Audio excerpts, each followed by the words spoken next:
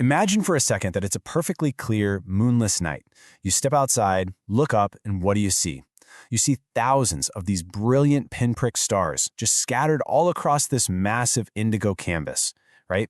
And in that exact moment, you probably feel like you're looking right at the universe in its raw, unfiltered truth. But as this famous quote from Albert Einstein hints at, you're really not. What you're actually experiencing is a beautifully orchestrated, incredibly persistent illusion. So, welcome to this explainer. I am super excited to get into this with you today because we are going to completely challenge how you perceive your everyday reality. We're going to see how modern astrophysics, evolutionary biology, and a really profound 2,500-year-old philosophical tradition all converge on the exact same mind-bending conclusion. And that conclusion is that the universe you inhabit is simply not the universe that exists out there. Okay, let's dive right into this with Section 1, the deceptive now. Let's go back to that night sky we were just talking about. The foundational deception of our entire sensory experience actually starts with something as basic as timing. Every single point of light you see up there, it's a message from the past. Take our nearest star, Proxima Centauri. It appears to you exactly as it was 4 years ago. Or the Andromeda Galaxy, that little faint smudge you can sometimes catch with the naked eye. You are looking at a portrait of it from 2.5 million years ago. There are literally stars shining in the night sky that don't even exist anymore. They exploded into dead supernova centuries ago, but their ancient light is just now hitting your retinas. So when you look up and say, wow, look at the stars right now, you're completely wrong. There's no now up there. You are looking at this massive, layered collage of different pasts, which your senses just stitch together into a seamless, entirely deceptive present. Which brings us nicely to Section 2, our sensory user interface. Because you see, this deception isn't just happening out there on some grand cosmic scale. It's happening right here, right now, inside your own body. If we zoom in from the cosmos to our own biology, we find out pretty quickly that our senses were never actually designed to be transparent windows to the truth. They're instruments of severe reduction. Take your eyesight. The entire visual world you navigate, every sunset, every color, every face you see, exists within what we call the visible spectrum of light. But get this. That visible spectrum represents less than 0.0035% of the full electromagnetic range. That is an astonishingly narrow little bubble we live in. Biologists actually call this an Umwelt, which is basically a species-specific perceptual universe. I mean, we're totally blind to the ultraviolet light that bees use to fly around, and we completely miss the infrared world that pit vipers can see perfectly.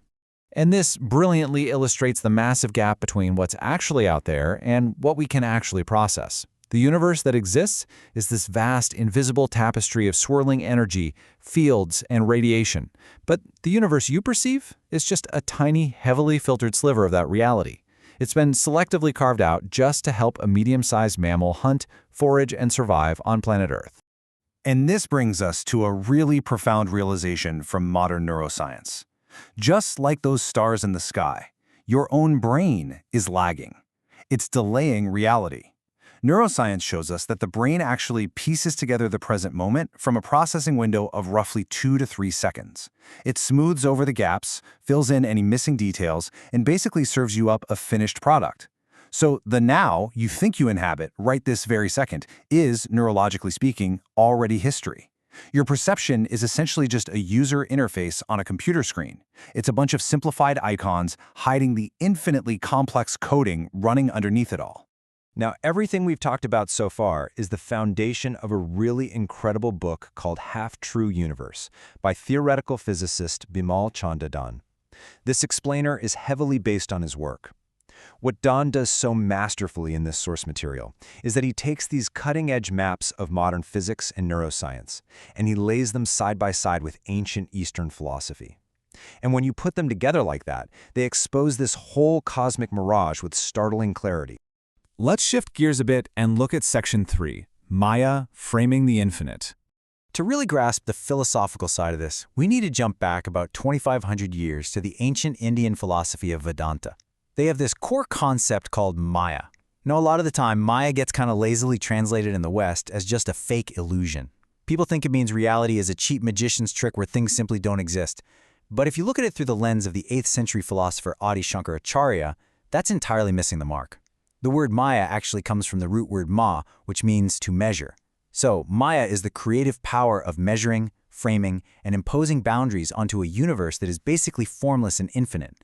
It doesn't mean the table you're sitting at isn't there. It just means its solidity and its separateness aren't the ultimate final truth of the universe. Now, what's really interesting about this next slide is section 4, the 3 mechanisms of deception. See, these ancient Vedantic philosophers didn't just stop at throwing out a broad concept. They literally broke down exactly how this illusion operates in our daily perception, step by step. They identified 3 specific mechanisms of deception, and honestly, they map flawlessly onto how our modern brains process reality. First up is avarana. This is the veiling power. Think of it like throwing a really thick blanket over something. It actively conceals the true, undivided, flowing nature of reality behind a veil. It hides the underlying unity of the cosmos, making us completely blind to that massive ocean of energy we're all swimming in. Then you have the second mechanism, vikshepa. This is the projecting power. So once the truth is covered up by avarana, vikshepa steps in and projects a totally new, constructed reality right on top of it. Think about what happens when you're asleep and dreaming. Your mind superimposes this incredibly vivid, emotionally real, fully 3-dimensional world onto your sleeping consciousness. Well, vikshepa does the exact same thing, except it's doing it while you're wide awake. And the third mechanism is Nama-rupa, which literally translates to name and form. This is basically the tendency of our consciousness to look at this boundless, infinite universe and compulsively carve it up into distinct, separate little objects. It's that cognitive habit that looks at a swirling soup of quantum fields and says, oh, that's a table, that's a chair, that's my body, and over there, that's you. Let's step back and see how this all builds into one unified system. Step 1. Veil the infinite truth. Step 2. Project a constructed reality over it. Step 3. Carve it all up into named separate objects. I mean, doesn't that sound exactly like the biological user interface we were just talking about? Our brains veil the full electromagnetic spectrum, project a delayed 3-second window of reality, and then use our sensory limits to carve the universe up into manageable, survivable chunks. So the crucial point we're driving at here is in section 5, the half-true universe.